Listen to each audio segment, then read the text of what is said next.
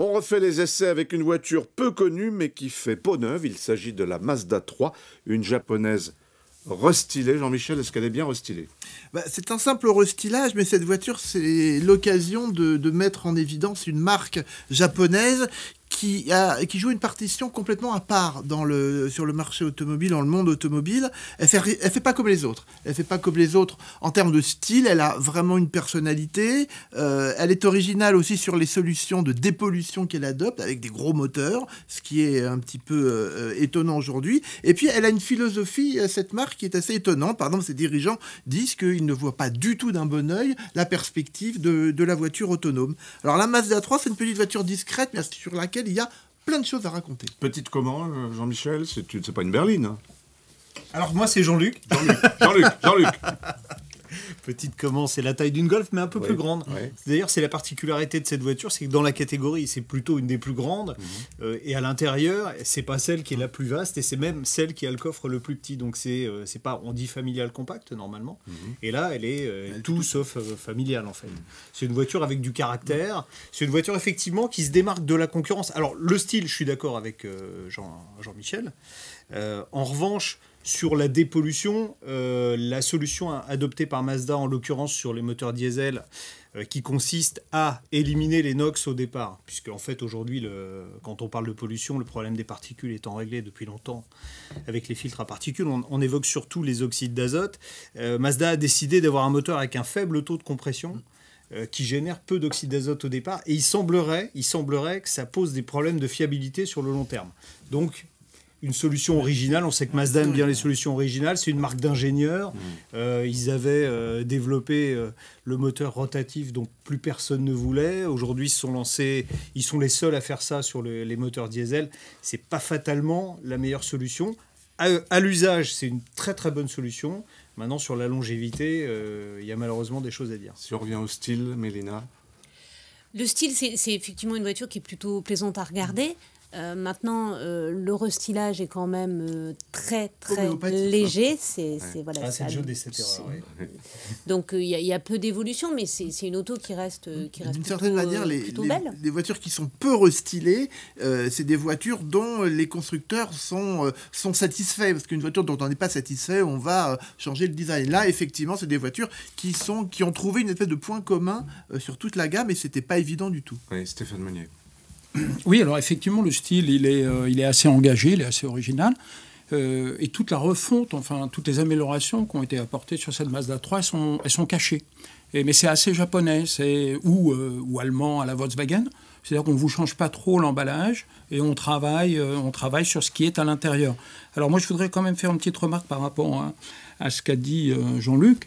C'est que nous, on a un baromètre fiabilité depuis 20 ans. On fait un top 100 annuel de la fiabilité. Et la Mazda 3, justement, alors là, c'est la nouvelle version, mais ce moteur, il existe depuis plusieurs années. Et c'est typiquement la voiture sans souci. Et c'est une de ses grosses qualités. C'est qu'il y a peu de techno avancés, on pourra en parler après. Donc c'est une voiture, justement, dont une des vertus, c'est la fiabilité. Garantie 3 ans, hein, c'est ça? Plus? Non, vous ne savez pas. Garantie 3 ans, oui. Mazda garantie 3 ans, de... comme beaucoup de constructeurs japonais. Ouais.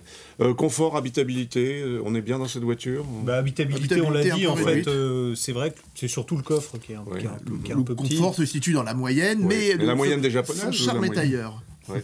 Non, c'est pas la reine de l'habitabilité, et Jean-Luc l'a mentionné, c'est une voiture qui est plus grande que la Golf, elle fait 20 cm de plus qu'une Golf, vous ne les retrouvez pas à l'intérieur, mais ça fait partie du parti pré-design.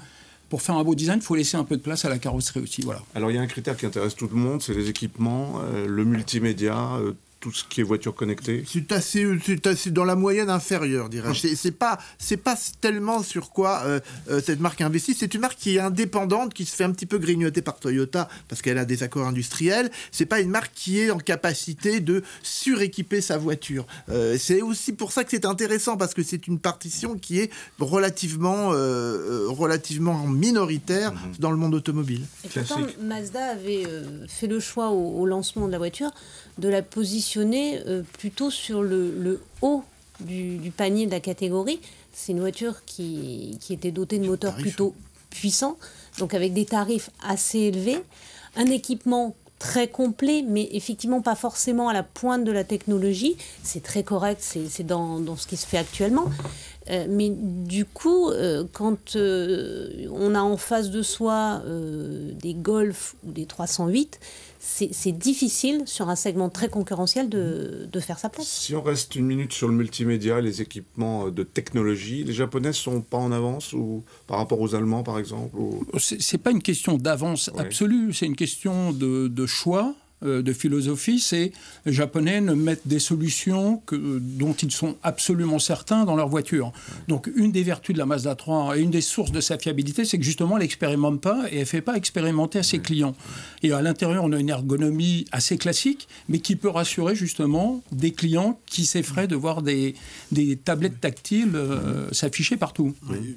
Tu fais bien de parler de l'intérieur, c'est pas un point fort, c'est ambiance demi-deuil, c'est pas drôle du tout. Hein. Mais c'est sérieux. Mais ça, c'est très japonais ou très américain. Les Européens ont quand même souvent un peu envie d'avoir des choses un peu plus chaleureuses. Mais là, c'est... Vous l'avez dit, Mazda, c'est indépendant. Hein. Y a pas de... Totalement. Totalement. Ouais. On termine avec le rapport qualité-prix, peut-être. Est-ce que c'est une voiture intéressante sur ce terrain-là? Alors, c'est correct, mais voilà, elle est bien équipée, mais elle reste quand même assez chère. C'est pas une voiture hyper rationnelle, c'est pour ça qu'elle est intéressante. Oui. Jean-Michel. Jean-Luc. Je vais y arriver. Ce qu'on peut dire de ce niveau des prix, c'est exactement calé sur une Golf. Oui. Hein, donc on est aussi cher qu'une Golf, entre guillemets, dans la catégorie. En revanche, ce qu'on n'a pas dit, on n'en a pas du tout parlé, c'est une voiture extrêmement agréable à conduire. C'est une voiture qui, en 1500 diesel, fait 5,7 litres de consommation. Donc, on équivaut au HDI Peugeot ou au TDI Volkswagen. Et c'est une voiture qui est aussi agréable à conduire que la Golf et, on va dire... Ce qu'il faut peut-être préciser quand tu parlais de consommation, c'est que justement, dans le choix technologique de Mazda d'avoir des gros moteurs, c'est pénalisant au niveau du cycle NEDC où les moteurs downsizés prennent l'avantage. En revanche, dans la vraie vie, c'est vrai que l'écart de consommation entre le chiffre annoncé, normalisé et la consommation réelle est beaucoup plus faible.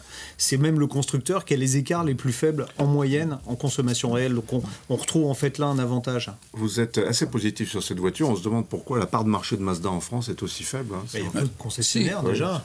Jean-Michel l'a bien dit au départ, c'est une marque qui n'est pas très connue. Enfin, Mazda, c'est très connu, mais on ne sait pas forcément qu'ils font des voitures. Après, c'est un réseau qui est beaucoup moins développé que celui de Volkswagen, Peugeot, Citroën, Renault.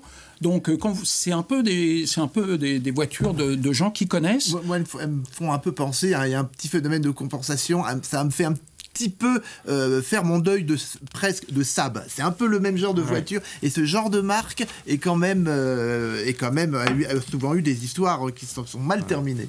Saab avait vendu son âme au diable, pas Mazda. C'est un peu une marque de connaisseurs pour les gens qui aiment conduire parce que c'est quand même une voiture très plaisante à conduire avec le parti pris au niveau des choix de techno moteur. C'est vrai que ça soigne l'agrément de conduite. C'est une voiture plaisante. On termine sur cette note positive. C'était la Mazda 3.